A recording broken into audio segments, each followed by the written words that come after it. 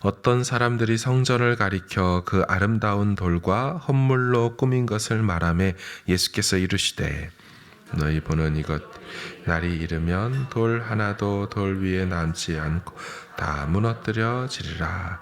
그들이 물어 이르되 선생님이여 그러면 어느 때에 이런 일이 있겠사오며 이런 일이 일어나려 할 때에 무슨 징조가 있사오리이까. 이르시되 미혹을 받지 않도록 주의하라. 많은 사람이 내 이름으로 와서 이르되 내가 그라하며 때가 가까이 왔다 하겠으나 그들을 따르지 말라. 난리와 소요의 소문을 들을 때에 두려워하지 말라. 이 일이 먼저 있어야 하되 끝은 곧 되지 아니하리라. 또 이르시되 민족이 민족을 나라가 나라를 대적하여 일어나겠고 곳곳에 큰 지진과 기근과 전염병이 있겠고 또 무서운 일과 하늘로부터 큰 징조들이 있으리라. 이 모든 일 전에 내 이름으로 말미암아 너희에게 손을 대어 박해하며 회당과 옥에 넘겨주며 임금들과 집권자들 앞에 끌어가려니와 이 일이 도리어 너희에게 증거가 되리라. 그러므로 너희는 변명할 것을 미리 궁리하지 않도록 명심하라. 내가 너희의 모든 대적이 능히 대항하거나 변박할 수 없는 구변과 지혜를 너희에게 주리라.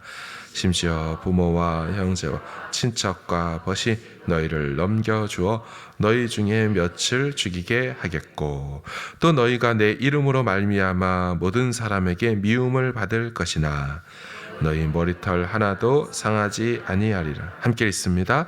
너희의 인내로 너희 영혼을 얻으리라. 아멘. 예수님은 바로 앞장에서 서기관들을 삼가라, 조심하라 말씀하셨습니다. 왜냐하면 서기관들은 긴 옷 입고 다니는 걸 좋아했고 잔치에 상석 앉는 걸 좋아했고 또한 인사받는 것 좋아하는 사람들이었기 때문입니다. 그러면서 그들의 특징을 이렇게 말씀하셨죠. 그들은 과부의 가산을 삼키며 외식으로 길게 기도하니 더 큰 심판을 받는다. 그러니까 그들은 과부의 가산을 집의 재산을 착취하는 자들이라고 했습니다. 자, 그러면서 과부가 나오죠. 그 과부는 전 재산인 2렙돈을 성전함에 넣는 사람이었습니다. 가난한 중에도 자기 생활비 전부, 자기 삶, 자기 생명 전체를 하나님 앞에 드리며 살았습니다. 자, 그런 다음에 나오는 장면이 오늘 본문인데요. 오늘 본문을 보면 5절에 어떤 사람들이 성전을 가리켜 그 아름다운 돌과 헌물로 꾸민 것을 말하매. 자, 이처럼 가난한 과부가 생활비 전부를 하나님께 드리지만 그 돈으로 이 율법 교사 서기관들이 뭐 했다는 겁니까? 성전을 아름다운 돌과 헌물로 꾸몄다. 이 서기관들이 가난한 과부의 가산을 삼켜서 그 헌물로 성전을 꾸몄다. 여러분, 성전이 아름다우면 안 됩니까? 아니죠. 아름다울 수 있습니다. 그러나 문제는 이 종교 지도자들이 성전 건물을 웅장하고 위엄 있게 꾸미는 데는 돈을 쓰면서 정작 가난한 과부를 돌아보거나 그들에게 긍휼을 베푸는 데는 관심을 갖지 않는다는 것입니다. 하나님은 늘 고아와 과부와 객을 우선시하고 또 그들의 하나님이라고 하셨건만 그 하나님을 섬기는 종교 지도자들은 헛된 경건을 꾸며내는 성전 건물 꾸미기에만 혈안이 되어 있었습니다. 그래서 성전 꾸미는 것 자체가 잘못된 건 아니지만 이 본질이 빠져버린 성전은 예수님 보시기에 심각한 운명을 맞이하게 된다라고 말하죠. 자, 무엇입니까? 6절에 보시면 너희 보는 이것들이 날이 이르면 돌 하나도 돌 위에 남지 않고 다 무너뜨려질 것이다. 이 본질이 빠져버린 그 성전 무너뜨려 버리겠다. 아시는 것처럼 주 70년에 로마의 티투스 장군이 와서 정말 돌 하나도 돌 위에 남지 않도록 무너뜨렸습니다. 안타까운 것이 있습니다. 이같이 성전이 무너지는 장면은 유대인들 입장에서 이미 경험한 것이죠. 무엇입니까? 솔로몬 성전이 바벨론에 의해서 무너뜨려진 적이 있었습니다.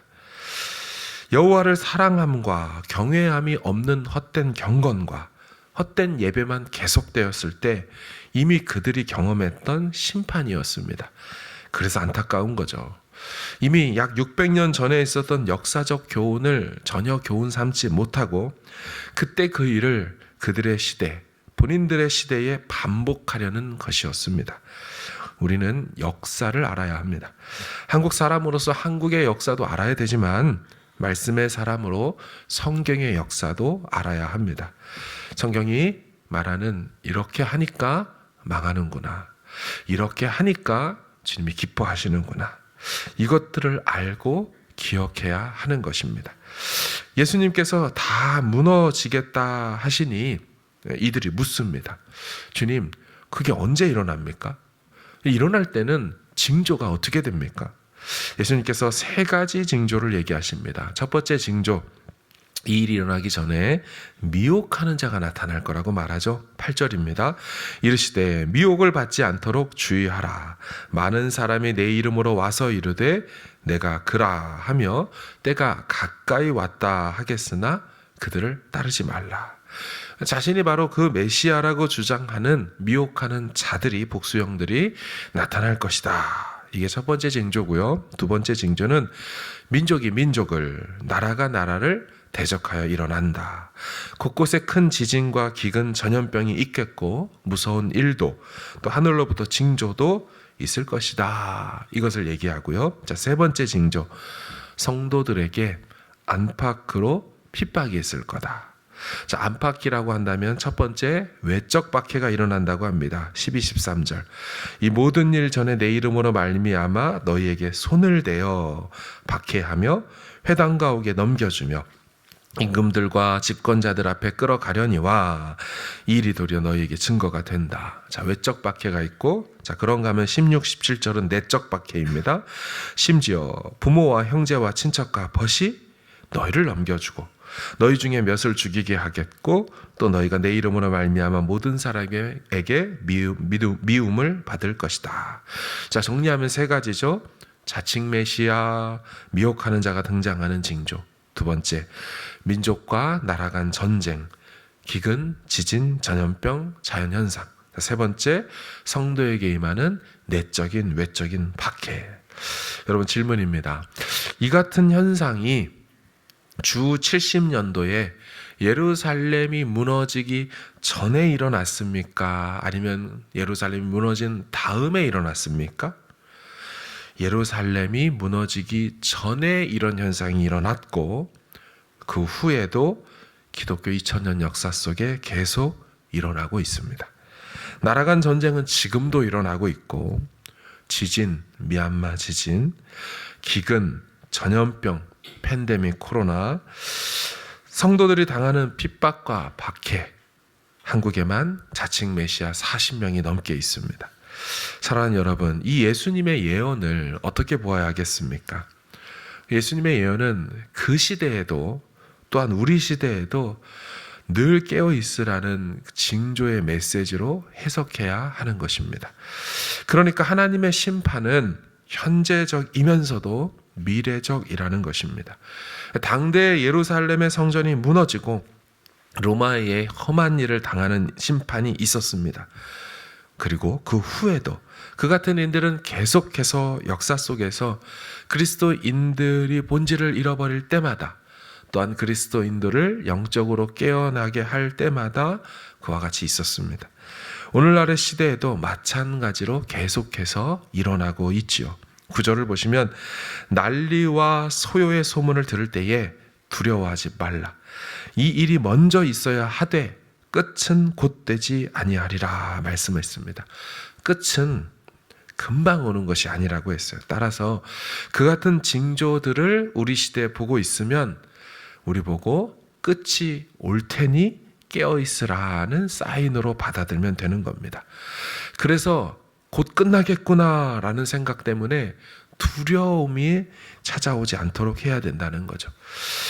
벌써 몇 년 전이지만 코로나가 터지고 나올 때 매우 많은 성도들이 헛된 유튜브를 통하여 불필요한 공포심에 쌓였었습니다.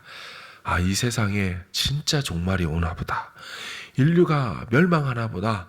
이런 생각으로 굉장히 두려워했습니다. 하지만 여러분, 종말이 코로나로 인해서 왔습니까? 아니죠. 코로나는 지나갔습니다. 그 옛날 흑사병 패스트도 지나갔습니다. 택하신 자들을 구원하기 위하여 구주의 재림으로 종말이 오는 거지.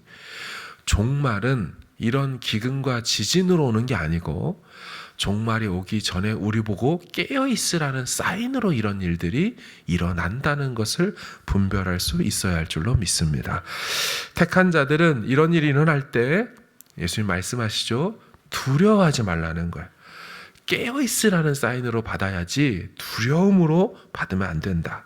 오히려 구주 예수 그 재림의 주가 오실 것을 더 큰 믿음으로 바라보고 대망하고 깨어있으라는 말씀이죠. 그래서 18, 19절을 보세요. 너희 머리털 하나도 상하지 아니하리라. 19절 너희의 인내로 너희의 영혼 생명을 얻을 것이다. 무슨 말입니까? 주께서 이런 여러 징조의 상황 속에서도 우리를 지키실 거라 약속하죠. 우리에게 필요한 것 인내가 필요하다 말씀합니다. 비록 여러 사건과 사고들을 통하여서 우리의 몸은 상하고 핍박으로 인해 고난으로 인해 어려움 겪을 수 있지만 우리의 영혼은 구원을 받는다 말씀을 하셨습니다. 우리의 몸도 구주의 재림 때 불갑을 썩지 아니할 몸으로 다시 얻게 될 것입니다. 말씀을 정리합니다. 역사를 기억하십시오. 성경의 역사를 기억하십시오. 또한 우리 개인의 역사도 기억하십시오. 그리고 깨어 있어야 합니다. 구주의 재림을 기다려야 합니다. 세상 끝난 것처럼 그렇게 삶의 자리를 정리하며 재림을 기다리는 게 아닙니다. 시한부 종말론에 빠진 사람들의 태도죠. 오히려 이제 진짜 그리스도의 세상이 시작될 것을 믿는 믿음으로 마지막 때의 징조를 해석하고 받아들며 이 믿음으로 또 깨어있음으로 인내함으로 오늘 하루도 그렇게 살아갈 수 있는 저 여러분 되기를 주의 이름으로 축원합니다. 아멘.